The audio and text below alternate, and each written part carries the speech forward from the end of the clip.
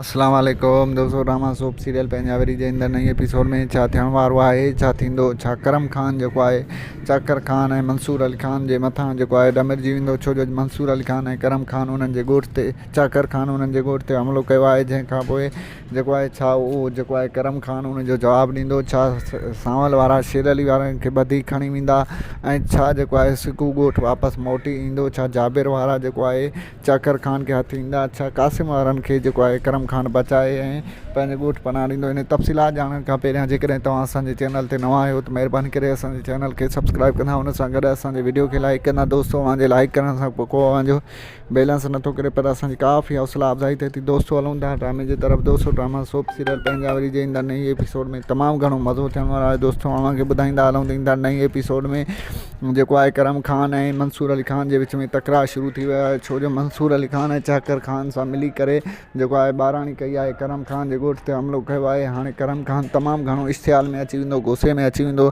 चवंदो त मंसूर अली खान अॼु ताईं जेको आहे दोस्ती वारी ज़ुबान हलायो आहे, हाणे हथियारनि वारो ज़ुबान हिननि सां ॻाल्हाईंदासीं। छो जो जेको आहे उन्हनि जेको आहे मुंहिंजे ताक़त खे न ॼातो ऐं मुंहिंजे ॻोठ मथां हमिलो कयो, उन्हनि ॿाराणी कई आहे। पर हाणे उनजो जवाबु राति जे टाइम में उन्हनि खे मिलंदो ऐं पंहिंजे हमराहनि खे चवंदो त तव्हां तयारु थी वियो, राति जे वक़्तु असां इन्हनि खे हाणे जेको आहे जवाबु सख़्तु ॾींदासीं।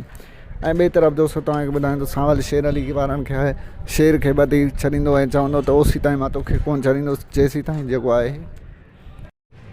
ताईं तूं पंहिंजी भेण खे असांजे हवाले न कंदे या सोणी खे वठी ईंदा आहियूं, ओसि ताईं असां तोखे कॾहिं कोन छॾींदासीं। तूं भले जेको आहे असांखे जेको आहे आज़माए ॾिस, पर ओसि ताईं अव्हांखे ॿुधाईंदो हलां त जेको आहे ॿिए तरफ़ दोस्तों तव्हांखे ॿुधाईंदा हलूं त करम खान बि जेको आहे चाकर खान ऐं मंसूर खान वारनि जे ॻोठ ते हमिलो करे ऐं थी सघे त कासिम खे बि आज़ादु कराए वञे। ऐं ओड़ो दोस्तों तव्हांखे ॿुधायूं त शेर अली वारा बिल्कुलु बि सांवल जी ॻाल्हि न मञींदा, सांवल खान वारनि खे टोटा चबाए छॾींदा ईंदड़ एपिसोडनि में शेर अली वारा। ऐं ओड़ो सिकू बि मोटी ईंदो त शेर अली वारनि सां मिली करे सांवल वारनि ते तमामु घणो बुरो वक़्तु अची वेंदो।